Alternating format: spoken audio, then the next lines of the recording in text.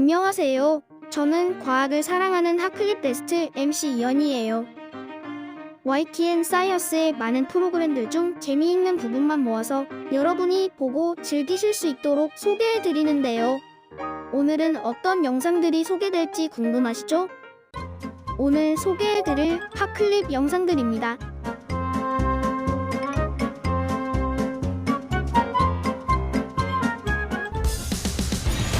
안녕하세요.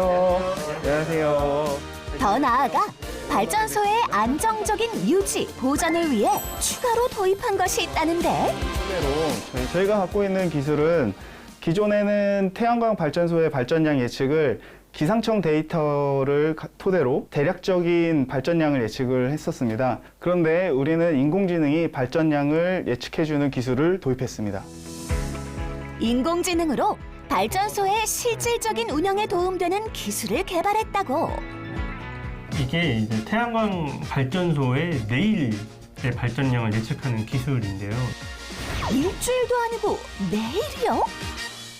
내일 전력을 얼마나 생산해야 되는지 혹은 할 수 있는지를 알아야 이제 전력 계통을 관리할 수 있는데 이제 신재생 에너지 같은 경우는 그런 예측 기술이 아직 부족한 단계라 제주도에서 우선적으로 지금 도입을 하고 저희가 그런 기술을 공급하고 있습니다.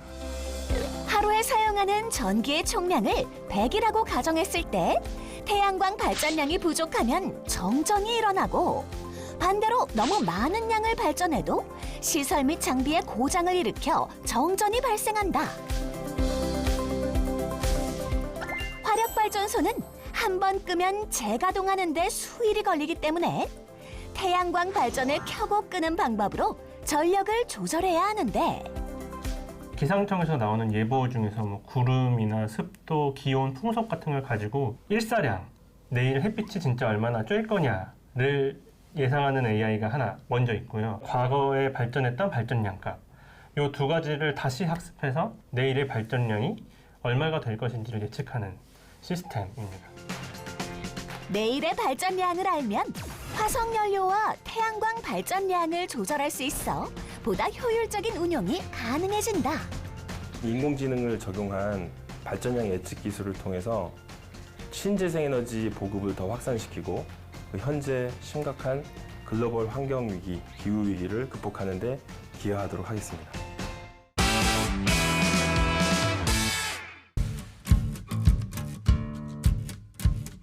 디자이너들 입장에서 컬러라든지 그 캐릭터화 될 수 있는 그 종류들을 몇 가지 저희가 구매를 했어요. 확실히 입체감도 더 살 거고 되게 색감도 더 살 거고 맞는 것 같아요. 되게 좋은 것 같아요. 진짜 할머니? 안녕하세요. 안녕하세요.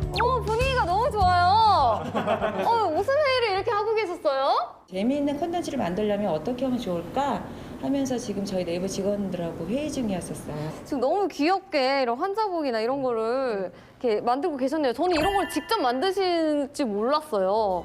네, 우선은 테스트를 거쳐서 이게 효과적이라고 생각될 때는 이제 더 자세하게 디테일한 이제 또 테스트가 들어가겠죠. 네, 그렇게 해서 이제 콘텐츠가 완성이 되고요. 네, 여러 가지 형태의 지금 재미있는 콘텐츠들을 많이 구성하고 있어요. 또 요즘 MZ 세대 분들이 재미없으면 영상을 아예 안 봐요. 또 그거에 발맞춰서 또 이런 교육 영상도 이렇게 재밌게 콘텐츠 구상을 하시고 계셨나 봐요. 네, 맞습니다. 세간기업의 캐릭터인가요? 네네. 기업 고객입니다. 초급 과정은 프로그래밍 소개, 비즈니스 분석, 파이썬을 이용한 데이터 사이언스, 프로그래밍, 디지털 마케팅, 파이썬을 이용한 AI 요즘 젊은 친구들이 좋아하는 어떤 되게 속도감 있는 영상. 짧은 쇼츠 영상이 요즘 대세잖아요. 그리고 이렇게 빠른 속도감으로 얘기하는 거. 저 지금 되게 짧은 시간에 확 몰입이 됐어요. 예, 저 가면도 직접 저희가 만들어서 직접 쓰고 여기 있는 이 직원분께서 쓰고 저거를 가면도 제가 만들고 아, 진짜요? 하는 거 제가 하고. 오! 콘텐츠를 그러면은 만드실 때 가장 중요하게 생각하는 포인트가 뭐예요? 현실감 있는 콘텐츠를 좀 저는 이제 만들고 싶었어요. 저희 친구들하고 같이 여러 가지 이렇게 시도들을 해서 만들려고 노력하고 있습니다. 저도 아이디어를 하나 내봐도 될까요? 내봐도 될까요? 너무 좋고. 네. 저희 크레용팝이 또 독특한 패션으로 대중분들의 시선을 사로잡았잖아요. 헬멧을 들고 나오는 거예요. 그래서 잠깐 지루할 것 같다 싶으면 점핑! 집중! 막 이렇게.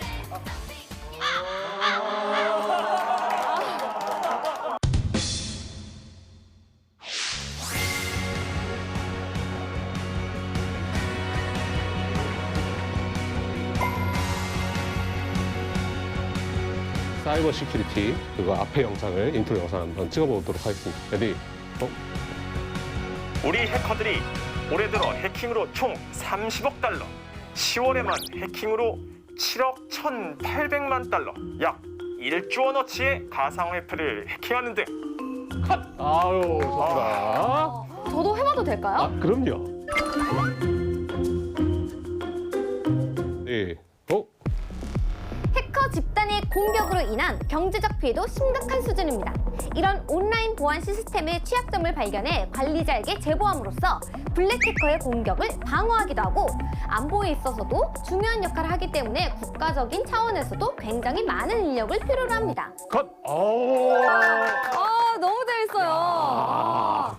네네. 이렇게 제가 직접 체험을 해보니까 교육생들이 이런 콘텐츠를 쉽고 재밌게 접할 수 있는 거네요. 네, 맞습니다. 고대 중국에서 비슷한 운동이 있었다는 말이 있지만 일반적으로 축구는 1863년 영국에서 시작된 것으로 알려져 있습니다. 그리고 2022년 현재 가장 인기 있는 프로스포츠로 인정받고 있죠. 타 종목에 비해 용구에 대한 제약이 적고 언제 어디서나 누구나 즐길 수 있다는 장점 덕분에 등장과 함께 큰 인기를 끌었는데요. 하지만 처음에는 기업의 후원을 받는 팀이 없어 아마추어 스포츠 형태만 띄고 있었고 이후 노동자 계급의 참여와 기업의 이익 창출을 위해 프로클럽이 탄생했습니다. 영국에서 시작된 프로리그는 점차 인근 국가로까지 인기가 이어졌고 유럽인의 해외 이주를 통해 전 세계로 퍼져나가게 되었습니다. 그렇게 1904년엔 국제축구연맹이 만들어졌고 1930년부터는 전 세계가 4년에 한 번씩 월드컵 대회를 열어 공통된 규칙에 따라 실력을 겨루고 있는데요. 축구의 인기는 우리나라에까지 이어졌습니다. 1882년 처음 들어와 1933년엔 조선축구협회가 창립되면서 축구가 조직화되기 시작했고요. 1948년엔 축구협회가 창립됐습니다.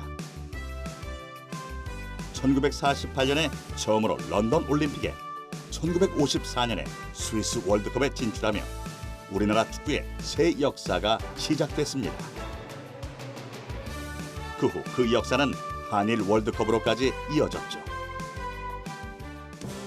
그렇게 시간이 흘러 어느덧 2022년이 되었고 지난 11월 21일 카타르 월드컵의 막이 올랐습니다. 전 세계 200개국 이상으로 중계되고 사람들에게 환희와 감동을 선물할 가장 큰 이벤트. 조추첨 유니폼 발표와 함께 축구를 여는 신호탄으로 공인구 공개 행사가 꼽히는데요. 이번에도 축구공이 가장 먼저 베일을 벗었습니다. 아랍어로 여행이라는 뜻이라는데요. 본선 32개국이 공 하나로 꿈을 향해 나아가는 여정을 상징하지요. 그 의미만큼 기능적인 면에서도 큰 주목을 받고 있습니다.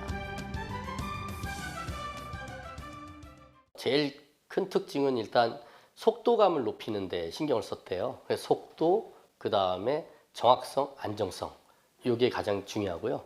20개 패널로 된 조각을 만들어서 그 부분들이 폴리우레탄 재질로 했다고 합니다. 그게 폴리우레탄이 형태를 유지하거나 안정감을 갖는 데 굉장히 좋다고 하고요. 처음에 만들었을 때는 물론 꿰매는 방식이 계속 변해왔어요. 근데 뭐 접착 방식이 된 지는 꽤 됐습니다. 근데 접착 방식으로 하는데 처음으로 그 수성 천, 그러니까 친환경 수성 잉크와 접착제를 사용을 했다고 합니다. 예. 인간의 뇌에서는 미세한 전기 신호를 발생시키게 되는데요. 이때 아주 작은 신호도 결과에 영향을 주기 때문에 특별한 장소가 필요합니다. 네, 여기는 저희가 주로 뇌파 실험을 하는 그런 장소인데요. 특별히 이제 여기는 그 다른 전자파에 영향이 없도록 이렇게 실드가 되어 있는, 그리고 또 외부에서 뭐 소음들이 이쪽에 들어오지 못하도록 이렇게 차단되어 있는 그런 특별하게 저희가 만들어진 방입니다. 네. 또한 전기 신호를 잘 측정하는 장치도 필요한데요. 혹시 그 FP1 전두엽대 어떤가요? 그거 만지면 T3? 신호를 감지하는 단자를 두피에 붙여 뇌파를 읽게 되는 것입니다. 네, 둘 다 잡혔습니다. 우리가 어떤 생각을 하거나 어떤 감정에 빠지거나 어떤 행동을 하거나 아니면 외부 자극이 있을 때 이 뇌에서 전부 다 그거를 반응으로 나타나게 됩니다. 이 반응이라는 게 결국은 뇌파, 즉 뇌 신호, 어떤 정기적인 신호로 나오게 됩니다. 이 정기적인 신호는 상황에 따라서 어떤 위치라든가 여러 다양한 패턴들이, 그 다음에 어떤 시간에 따른 어떤 변화들이 있을 수 있는데요. 그런 변화들의 그 차이를 가지고 이 사람의 어떤 의도라든가 생각이라든가 감정 등을 읽어낼 수가 있습니다. 발을 이렇게 올리는 동작을 한번 해보실래요? 오른쪽 다리 한번 움직여 보세요. 오른쪽 다리를 올려보는 피험자. 그러자 뇌파가 반응하기 시작합니다. 네.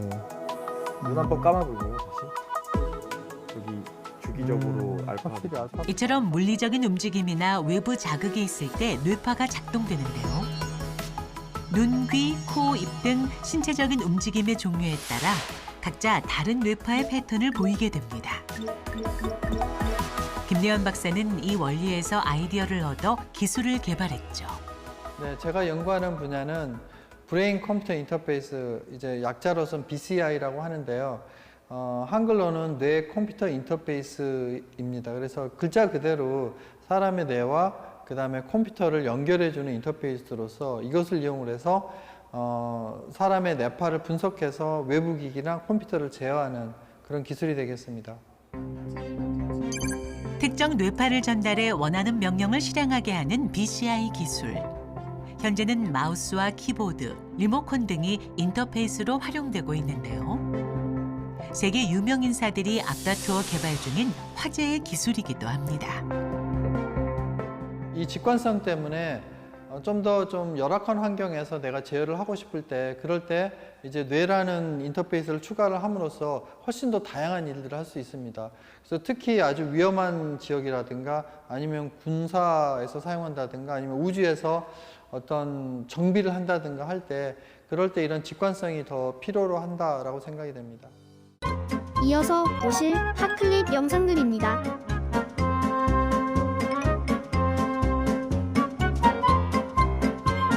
네, 안녕하세요. 저는 손문대학교의 유재호입니다. 저희가 이제 디지털 치료제라는 단어를 쓸 때 많이 혼동하는 게 뭐냐면 전자약, 엘렉트로슈리카라고, 그다음에 디지털 치료제가 디지털 세라피틱스 두 가지에 대해서 약간 용어를 혼동하는 경우가 있는데요.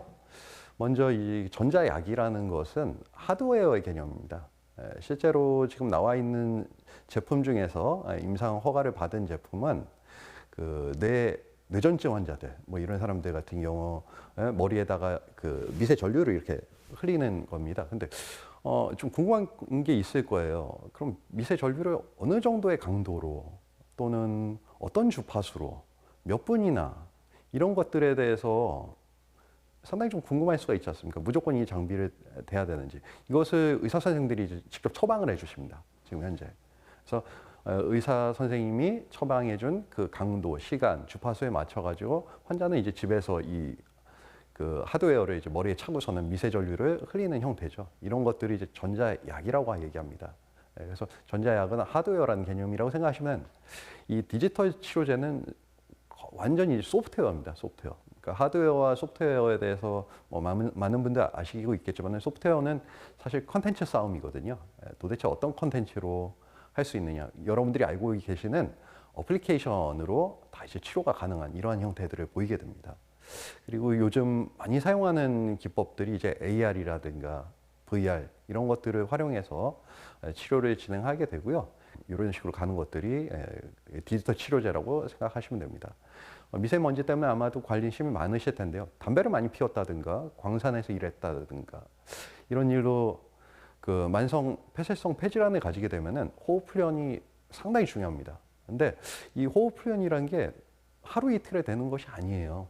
하루 이틀에 되는 것이 아니라 일단은 호흡과 관련된 숨쉬기 또는 유산소 운동 이런 것들을 진행을 해야만 하는데 아주 방대한 재활 기간을 요하게 됩니다. 최소 6주에서 석 달 정도의 그 매일 그 숨쉬기라든가 걷기 이런 유산소 재활 훈련을 통해서 해야만 하는데 이것들을 누군가가 계속 옆에서 관리하고 감독할 수는 없는 거예요.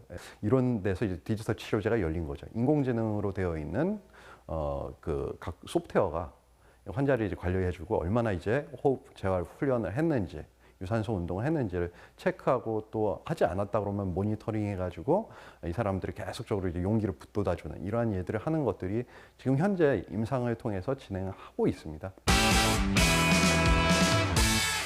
여기 실례합니다. 안녕하세요. 네, 안녕하세요. 여기서 그 특별한 근육을 만든다고 하던데요? 네, 저희가 여기서 특별한 근육을 만들었습니다.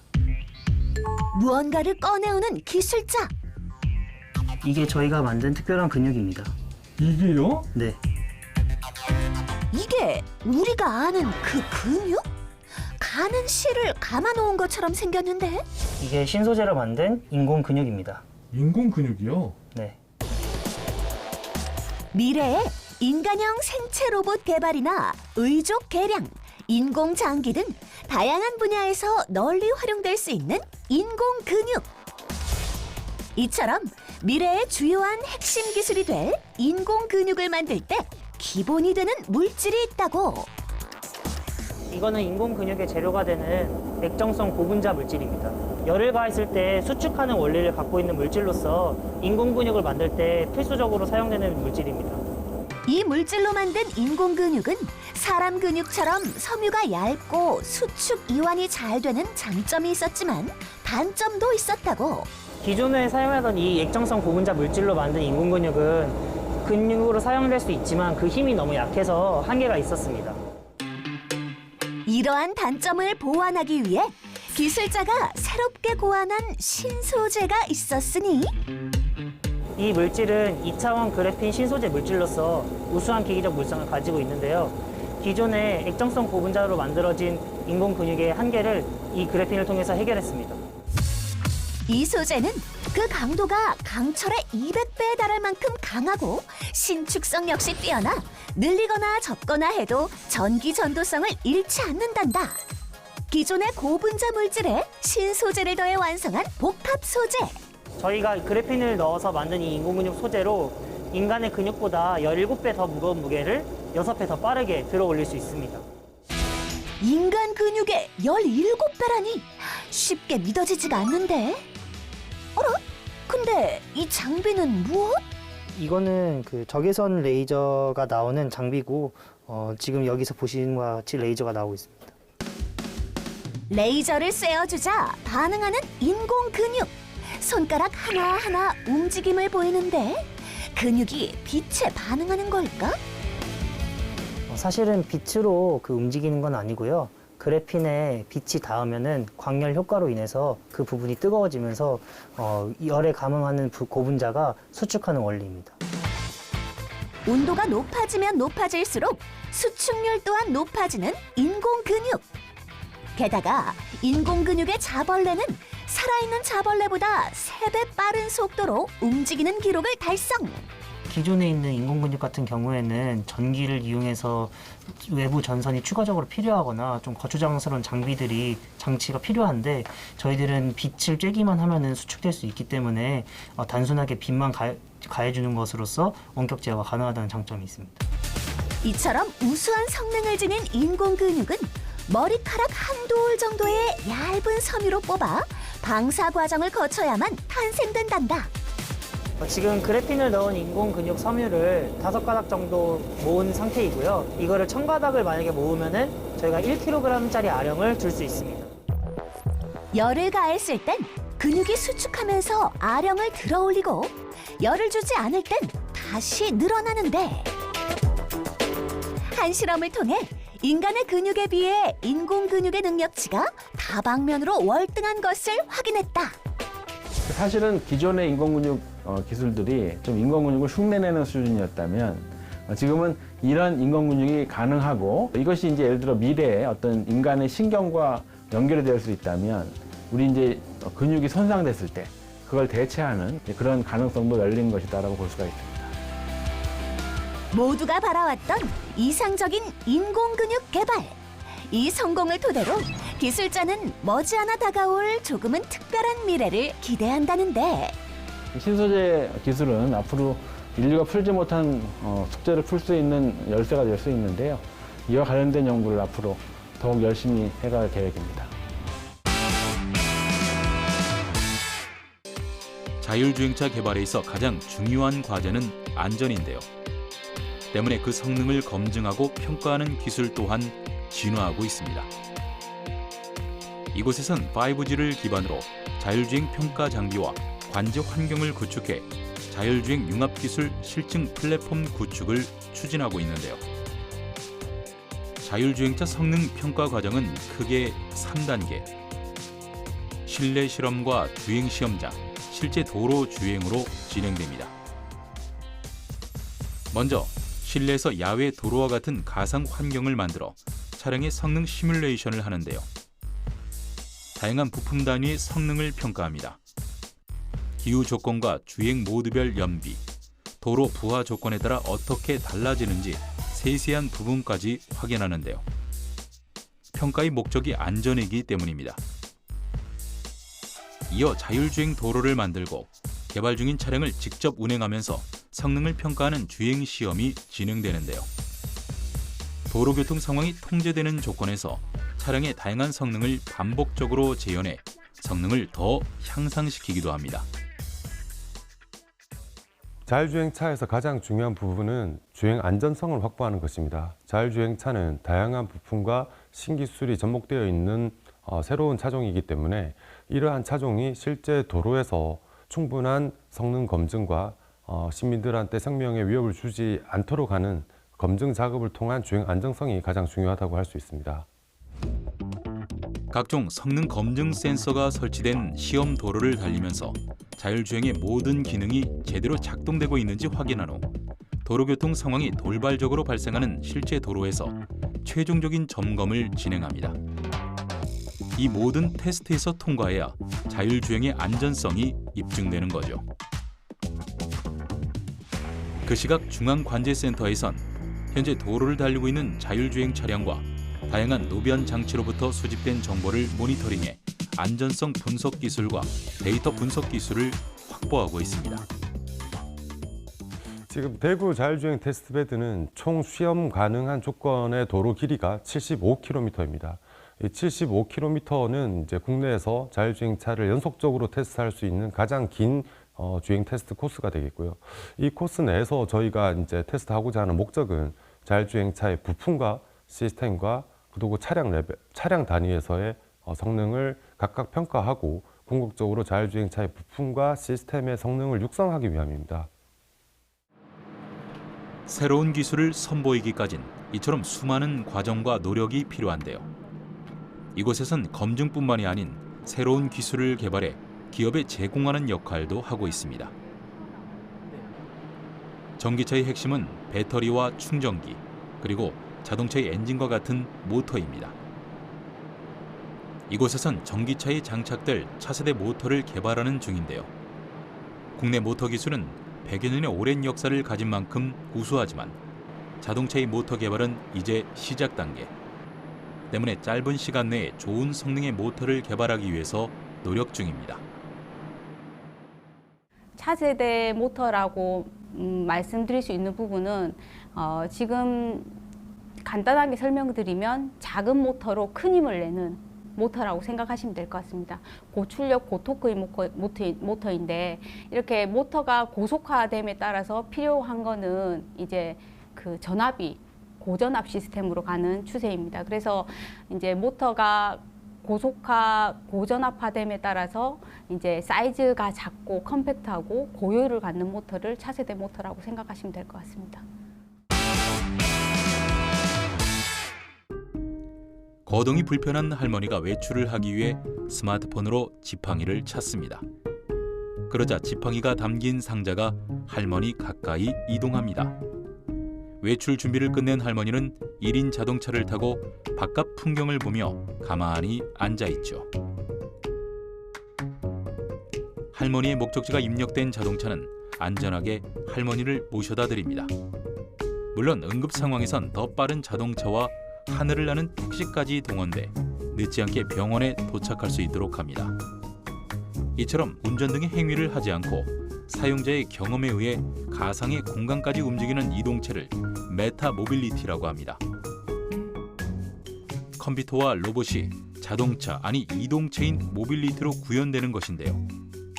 공상과학 영화에서나 볼 수 있었던 세상이 눈앞에 펼쳐질 날이 얼마 남지 않아 보입니다. 로봇과 모빌리티의 만남인 메타 모빌리티 세상은 기술적인 진보와 더불어 사람이 가진 한계를 극복하는 또 다른 의미의 진화입니다. 이제 그 신세계가 펼쳐질 날이 바로 우리 앞에 다가왔는데요. 도심 항공교통인 UAM이 그 첫 주자입니다. 하늘을 나는 자동차, 비행기를 타고 출퇴근을 하는 상상 속의 일상이 이미 실현 단계에 도달한 거죠. UAM이 기존의 비행기와 다른 점은 전기에너지와 자율비행, 저소음 공법 등 미래 모빌리티 기술이 적용된 도심 교통수단이라는 건데요. 헬리콥터와 드론을 결합한 형태로 수직 이착륙이 가능해 복잡한 도심에서도 운행이 용이하기 때문입니다. 또 지정된 장소에서 스마트폰 앱을 통해 호출하면 탑승권이 발급돼 택시처럼 이용할 수 있어 간편하고 무엇보다 빠르다는 게 가장 큰 장점. 때문에 정부와 지자체도 2025년 도입을 목표로 관련 인프라 조성을 서두르고 있는데요. 핵심은 연결성입니다. 도로의 버스와 UAM 같은 현재와 미래의 서로 다른 형태의 모빌리티가 자유롭게 연결되도록 하는 거죠. 자율주행 차량이 출시되어서 이용되는 것도 중요하지만 그 차량과 일반 운전자 차량과의 어떤 혼재 상황에서의 안전한 운행 같은 것들도 준비를 해야 될 것이거든요. 마찬가지로 UAM도 그런 버티포트와 기존 교통 시스템과의 환승 체계를 이루는 그런 준비가 필요하다고 했습니다. 물론 인프라적으로도 그런 어떤 적정한 안전을 담보할 수 있는 그런 입지 선정, 그리고 기존 교통 체계와 원활한 연계가 이루어질 수 있는 그런 곳을 선정하는 것이 중요하다고 할 수 있습니다. 친환경 자율주행차에서 하늘을 나는 자동차까지 새로운 기술의 발달은 교통수단의 확대와 더불어 도로와 하늘 등 모든 공간이 인프라가 되는 시 공간의 한계를 벗어난 새로운 라이프 스타일을 구현하고 있습니다. 오늘 핫클립 베스트 잘 보셨나요? 다음 주에 더 알찬 내용들로 찾아오겠습니다. 그러면 시청자 여러분, 다음 주까지 안녕히 계세요.